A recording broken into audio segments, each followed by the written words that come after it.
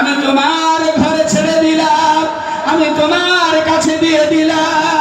আয় কাবার মালিক, তুমি আমার কলিজা ছেড়া আব্দুল্লাহর বেটাকে আয় আল্লাহ তুমি সদা সর্বদা আল্লাহ তুমি তার উপরে রহম করম করো। একবার জোরে বলুন না সুবহানাল্লাহ, একবার জোরে জোরে বলুন না সুবহানাল্লাহ।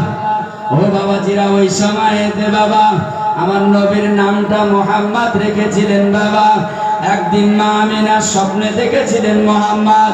ও বাবাজিরা, কাবার গোলাম আল্লাহর কাবার খাদিম দাদা আব্দুল মুত্তালিব, তার কানে ভেসে চলে এলো যে আব্দুল্লাহর ঘরে মা আমিনার উদরে যে সুন্দর ছোট্ট বালকটি ভূমিষ্ঠ হয়েছে বা ভূমিষ্ঠ হবে, ওই ভূমিষ্ঠ হওয়া বাচ্চাটার নাম মুহাম্মদ রেখে দেবে। একবার জোরে জোরে বলুন না সুবহানাল্লাহ।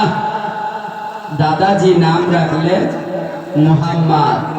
দাদাজি আমার নবীর নাম রেখেছিলেন মুহাম্মদ।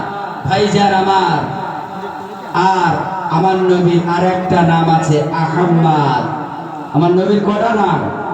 দুটো নাম, কিন্তু আমার নবীর 99টা নাম আছে।